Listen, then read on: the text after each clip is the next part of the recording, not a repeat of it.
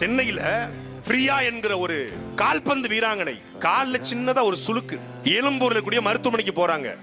மருத்துவமனையில காலில் சின்னதா மைனர் சர்ஜரி பண்ணி கட்டு போட்டு விட்டுறான். நல்லா கேட்டுக்கோங்க மக்களே, 18 வயது நிரம்பிய இந்தியாவில் உள்ள உலகத்தினுடைய மிகச்சிறந்த வீராங்கனையாக வர வேண்டிய ஒரு பட்டியல் சமூகத்தை சார்ந்த ஒரு பிரியா கால் முட்டி அழுக தொடங்குறது.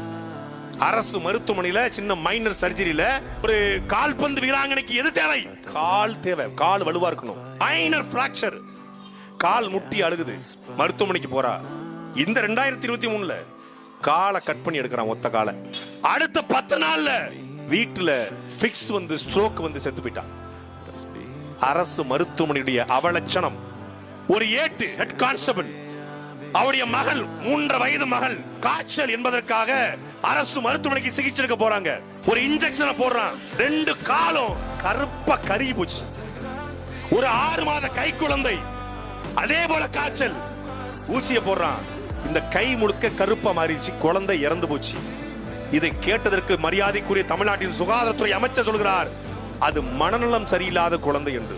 பதிவு இருக்கு என்ற கோவில்பட்டி அரசு மருத்துவமனை எக்ஸ்ரே எடுக்கணும். எக்ஸ்ரே சீட் இல்ல, A4 சீட்ல எக்ஸ்ரே எடுத்துறான். நீ ஒரு ஆட்சி நடத்துற ஆட்சி, 10,64,000 கோடி கடன் வாங்கி நீ செய்த சாதனை சொல்ற.